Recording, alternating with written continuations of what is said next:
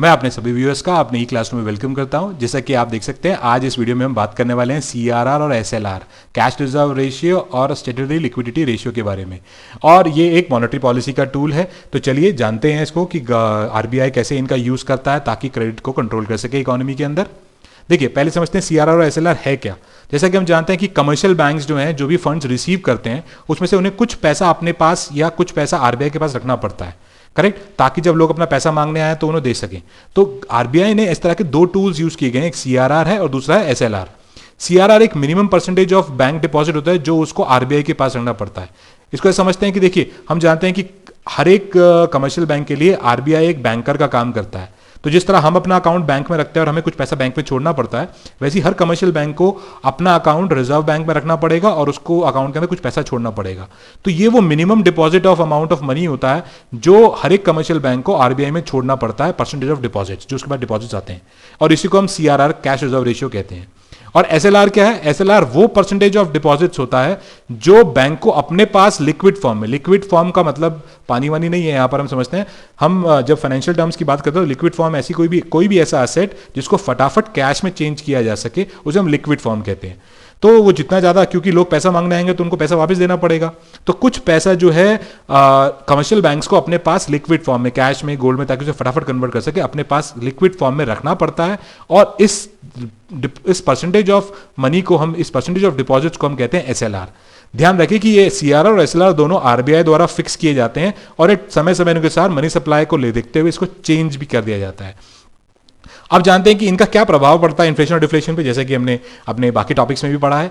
देखिए, inflation deflation, inflation का मतलब क्या है? इन्फ्लेशन का मतलब क्या है कि आपकी कमोडिटी की डिमांड जो है बहुत बढ़ रही है मार्केट के अंदर, तो आपको जो है मनी सप्लाई को, यानी कि लोगों के वॉलेट में पैसा कम करना है। तो जब लोगों के वॉलेट में आपने पैसा कम करना है तो आपको क्या करना पड़ेगा? आप क्या करेंगे? आरबीआई क्या करेगा? आरबीआई इन दोनों रेट्स को बढ़ा देगा, सीआर एसएलआर को। समझिए, जब आरबीआई इन रेट्स को बढ़ाएगा तो क्या होगा कि कमर्शियल बैंक के पास सपोज 100 रुपए आए, 100 रुपए में से कमर्शियल बैंक को पहले 10 रुपए ही अपने पास रखने पड़ते थे और 10 रुपए आरबीआई के पास रखने पड़ते थे। तो उसके पास 80 रुपए लोन देने के लिए होते थे, लेकिन आरबीआई ने कहा नहीं, अब 20-20 रुपए रखो। तो 20 रुपए उसको अपने पास रखना पड़ेगा यहां पर, और 20 रुपए उसको रिजर्व बैंक में रखना पड़ेगा। तो उसके पास 40 रुपए उसको रखने पड़ेंगे, 60 रुपए का लोन दे सकता है।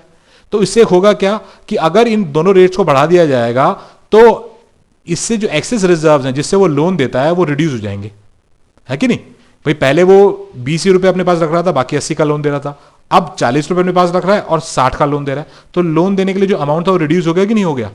अब जब वो लोन कम देगा तो क्रेडिट कम क्रिएट होगा, और क्रेडिट कम क्रिएट होगा तो इसका मतलब मनी सप्लाई जो है वो रिड्यूस हो जाएगी, लोगों की वॉलेट में कम पैसा जाएगा, और लोगों की वॉलेट में कम पैसा जाएगा तो कम गुड्स एंड सर्विसेज खरीदेंगे और मार्केट में इन्फ्लेशन को कंट्रोल किया जा सकेगा। इसके रिवर्स में अगर डिफ्लेशन है, यानी कि अब हमें पुश करना है उनको गुड्स एंड सर्विसेज खरीदने के लिए, तो हमें इन रेट्स को कम करना पड़ेगा। अगेन, हमने 20-20 की जगह 10-10 किया अगर 100 में से, तो क्या होगा? 80 का लोन देगा तो कैश रिजर्व जो है वो बढ़ जाएंगे, उसके पास लोन देने के लिए एक्सेस रिजर्व बढ़ जाएंगे और इससे ज्यादा क्रेडिट क्रिएट होगा। ज्यादा क्रेडिट क्रिएट होगा तो इकोनॉमी मनी सप्लाई जो है वो भी बढ़ जाएगी, और ज्यादा मनी सप्लाई से क्या होगा? आपके वॉलेट में ज्यादा पैसा जा रहा है, ज्यादा वॉलेट से जा रहा है तो आप ज्यादा गुड्स एंड सर्विसेज खरीदेंगे, ज्यादा गुड्स एंड सर्विसेज खरीदेंगे तो मार्केट में आउटपुट बढ़ेगा, आउटपुट बढ़ेगा, डिफरेंशिएशन को कंट्रोल कर पाएंगे। आई होप इस वीडियो के बाद आपको सीआरआर और एसएलआर भी क्लियर हुआ होगा।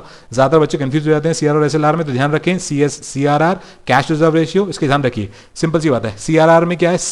सी मतलब जो पैसा सेंट्रल बैंक के पास रखेंगे, और एसएलआर में सबसे पहला वर्ड है एस, तो इसका मतलब जो पैसा सेल्फ यानी खुद के पास रखेंगे कमर्शियल बैंक्स। तो इस तरह का एक तरीका आप यूज कर सकते हैं इसको समझने के लिए। Stay tune for other tools. Thanks for watching my video.